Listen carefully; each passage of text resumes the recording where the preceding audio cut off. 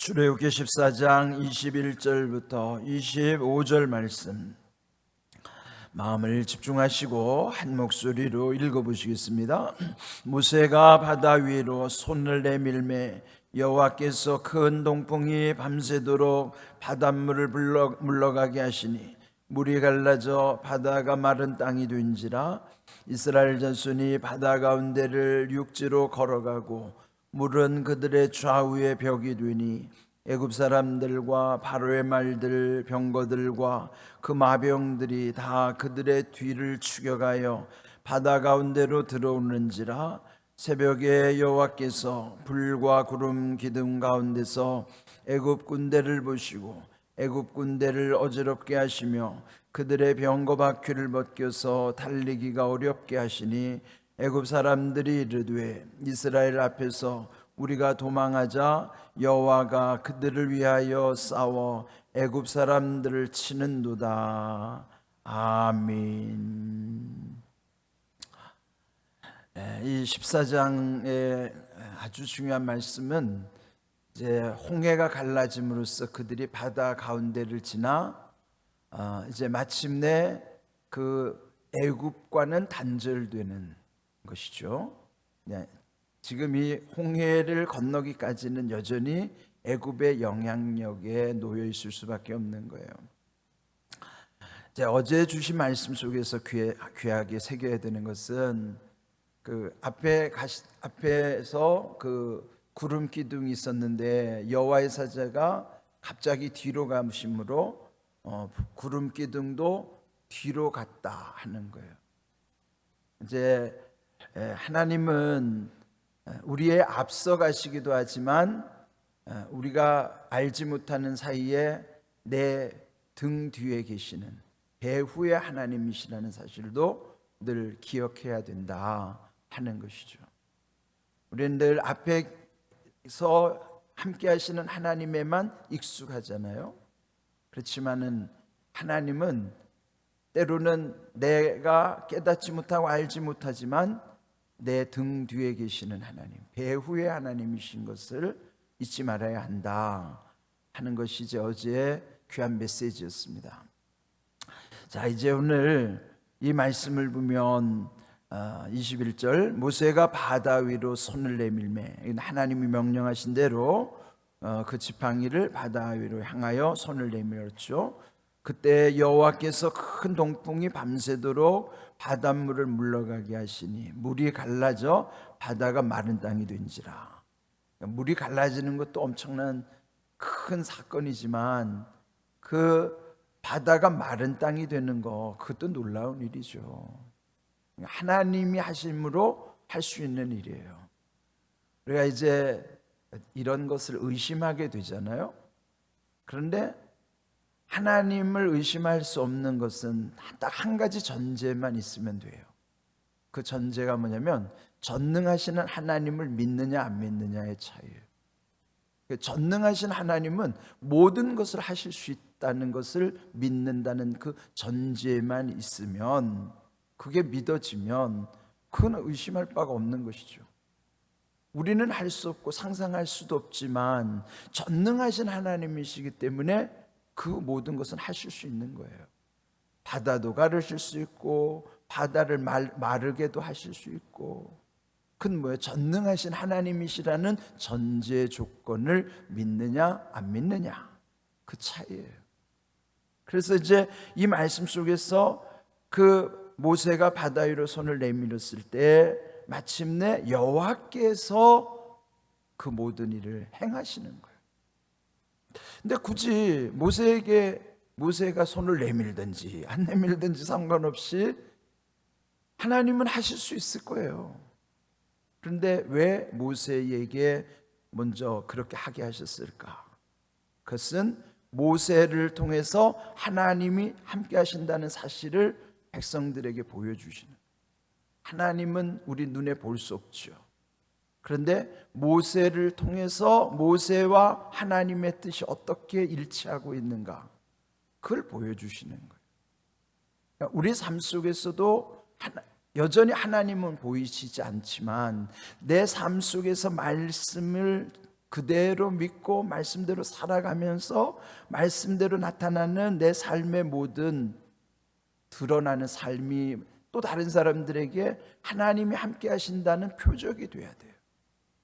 우리가 이게 안 되니까 여전히 세상 사람들에게 손가락질을 받게 되겠죠. 그래서 늘 말씀대로 하나님의 우리와 함께 하심이 내 삶에 내가 표적이 돼야 돼요. 표적이라는 건 하나의 사인, 드러나는 것. 그 삶이, 그것은 내 안에서는 보이지 않는 두 가지는 마음과 생각이지만 드러나는 것은 말과 행동이에요. 그래서 저는 항상 늘 묵상하는 게 뭐냐면 한문으로 심상언행을 항상 연결시키려고 하거든요. 심상이라는 건 이 마음심, 생각상, 이 두 가지는 보이지 않아요. 그러나 자기는 자기 속에서 다 마음을 쓰게 되고 생각하게 되죠. 다른 사람은 모르죠. 어떻게 알게 되는가? 말하는 것과 행동을 보면 알죠. 그래서 이 마음과 생각은 말과 행동과 다 연결이 되니까 심상언행이 일치돼야 되는 것이죠. 지금 이 모세를 통해서 하나님이 그렇게 보여주시는 거예요. 모세와 함께 하시는 하나님, 그래서 마침내 하나님이 그 바다를 갈라주셨을 뿐만 아니라 그 바다의 물을 마르게 하신 것도 하나님이 하신 거예요. 근데 이제 그 밤새도록 하나님이 하시는 일은 그 바다 큰 동풍을 불게 하시는 거예요. 여기서 이제 뭐 반드시 동쪽에서 부는 바람이라고만이 아니라 사실 이게 우리 말로는 단순히 동풍이 별로 실감이 안 나지만 그냥 동쪽에서 부는 바람인가 보다 이 정도잖아요. 그런데 원래 이 히브리어에서 보면 바람이라는 히브리어는 루아흐라고 하는 거예요. 루아흐라고 하는 건 하나님의 바람, 하나님의 그 입에서 나오는 하나님의 입김, 하나님의 숨, 그것을 루아흐라고 하는. 그러니까 동쪽에서 불어오는 루아흐라고 하면은 그들이 읽을 때는 이게 하나님의 바람이구나. 단순히 우리는 동쪽에서 부는 바람으로만 알지만은 이 히브리어 그들이 느끼는 그대로는 하나님의 바람이에요. 하나님의 호흡. 루아흐를 처음 하나님이 우리 인생을 빚으신 다음에 그 호에다가 하나님께서 생기를 불어넣으셨다고 그랬잖아요. 그게 루아흐입니다. 내가 지금 숨을 쉬고 내 안에 하나님의 형상으로서 내가 살아가는 것도 하나님의 루아흐가 있기 때문에 내가 지금 살아가는 거예요. 그래, 바람이 부는 것조차도 그게 하나님의 루아흐로 지금 불어온다고 지금 기록하고 있는 거예요. 단순히 동쪽만이 아니라 여러분, 이게 방위 표시를 이렇게 십자가를 이렇게 보면은 이쪽이 오른쪽이 여기가 동쪽이죠. 반대가 서쪽, 위에가 북쪽, 아래가 남쪽이잖아요. 그러면 이 동쪽에서 바람이 휙 불어오는 것이 정동쪽에서만이 아니고 북쪽으로는 이 북동쪽, 남쪽에서는 남동쪽에서 바람이 이렇게 전체로 불어오는 바람이에요. 이게 단순히 정동 쪽이 아니고 이 위에 북쪽과 아래 남쪽을 포함한 북동쪽, 남동쪽에, 그래서 북동풍, 남동풍이 다 포함된 큰 동풍이에요. 이게 그러니까 지금 제가 이렇게 구체적으로 말씀드린 건 실감하라는 의미에서 저도 이 말씀을 전하려면요, 이거 다 묵상하고 오는 거예요. 그냥 대충 오는 게 아니고 다 이거 묵상하고 찾아보고 그리고 와서 말씀을 전하기 때문에 단순히 이 말씀이 우리에게 느낌이 없죠. 그런데 실제적으로 하나님이 어떻게 그 백성들 가운데 아주 세세하게, 미세하게, 구체적으로 상세하게 역사하시는가, 우리도 모르지만은 우리 삶 속에 하나님이 이렇게 보이지 않는 삶 속까지도 깊이 함께 하신다는 것을 우리는 또한 기억해야만 하는 것입니다. 자, 그리고 22절, 이스라엘 자손이 바다 가운데를 육지로 걸어가고, 마른 땅이니까 육지가 된 것이죠. 유행가가 여기서 나온지도 몰라요. 바다가 육지라면. 그래요. 이 바다가 이제는 육지가 된 거예요. 그 유행가 가사처럼 바다가 육지가 돼서 이제 건너게 된 거예요. 그리고 그 물이 좌우에 벽을 만들어 주었는데, 그 다음 23절, 애굽 사람들과 바로의 말들, 병거들과 그 마병들이 다 그들의 뒤를 추격하고 바다 가운데 들어온지라. 여기 바다 가운데 보면 이제 두 가지 바다 가운데예요. 이스라엘 백성들의 바다 가운데, 뒤쫓아오는 이 애굽의 군사들의 바다 가운데 똑같이 마른 땅을 지금 오고 있어요. 그런데 여러분, 이 놀라운 사건이 이 바다 가운데 들어오는 그들을 향해서 히브리서 11장에 보면요, 히브리서 기자의 해석이 있어요.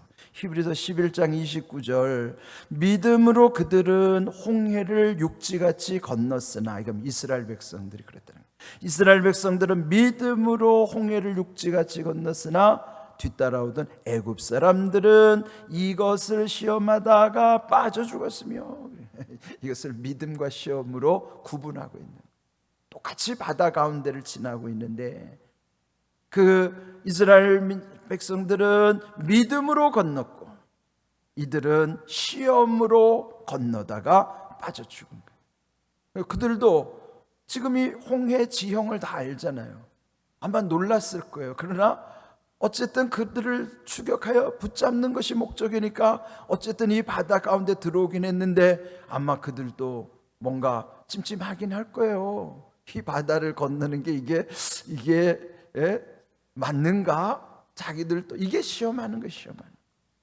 이스라엘 백성들은 하나님의 명령대로 그 약속을 믿고 믿음으로 바다 가운데를 지금 걷고 있고, 뒤쫓아오는 애굽의 군사들은, 애굽 사람들은 그 바다 사이를 지금 건너면서 의심하면서 시험하면서 걷는 거예요. 이게 왜 믿음과 의심, 시험을 지금 여기서 비교하고 있는 거예요. 히브리서 11장이 믿음장이잖아요. 여러분, 이게 우리가 말씀대로 믿어야 되지 하나님을 시험하는 것은 믿음이 아닌 거예요.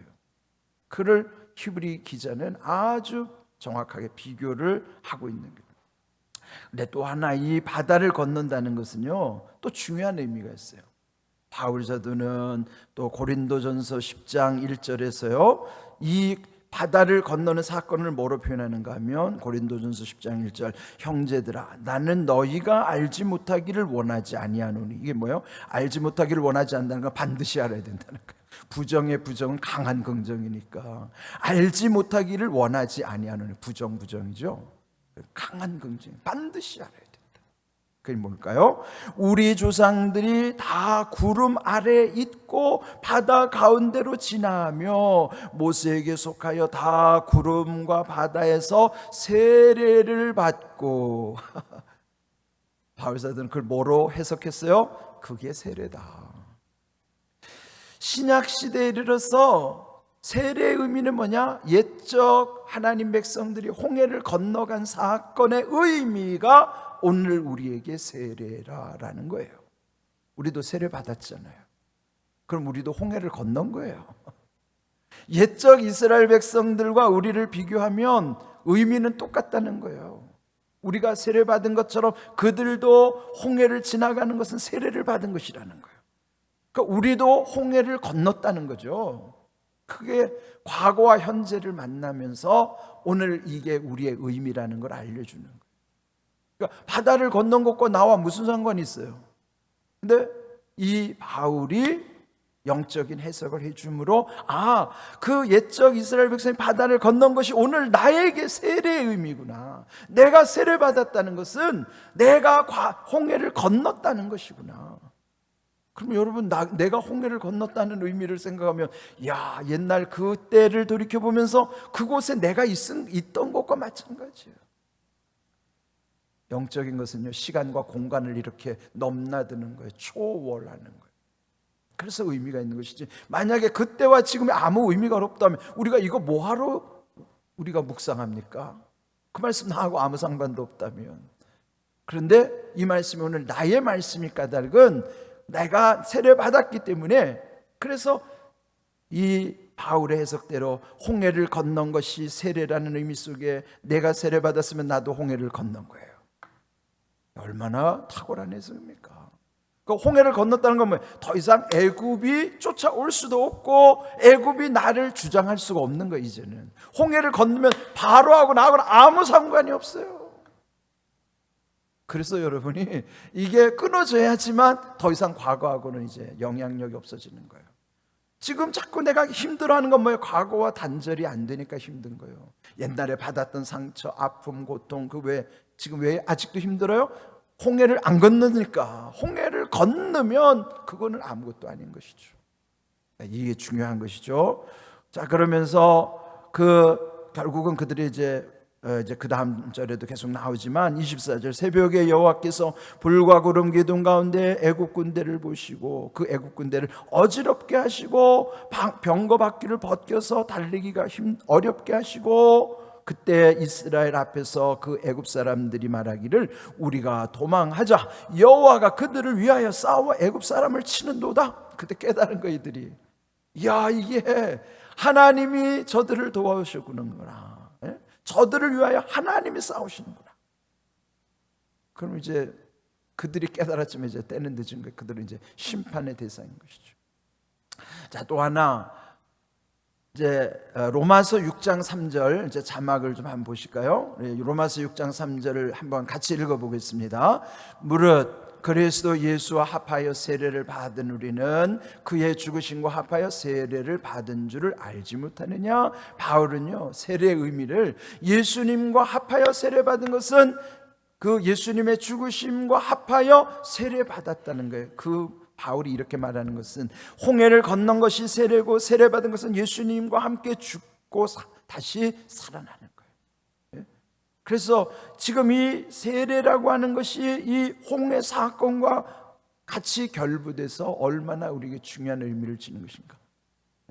홍해를 건넌 것은 오늘 우리에게 세례를 받은 것이요, 세례를 받은 건 그리스도와 합하여 세례를 받아서 그 모든 죽음으로부터의 자유함을 얻게 됐다는 것을 말씀해 주시는 거예요. 오늘 이 말씀, 바다 가운데 제목처럼 바다 가운데서 그 백성은 믿음으로 건넜지만 애굽 사람들은 바다 가운데서 시험하다가 빠져 죽은 거예요. 우리의 인생이 뭐예요? 아까 말씀드린 건지만 그 믿음의 전제, 전능하신 하나님을 믿느냐 안 믿느냐의 차이가 이렇게 엄청난 거예요. 이런 놀라운 은혜에 우리 늘 마음에 새기면서 우리와 함께 하신 하나님이 어떤 하나님이신가 늘 마음에 깊이 새기시고 주님과 동행하는 복된 삶이 되기를 주님의 이름으로 축복합니다. 아멘.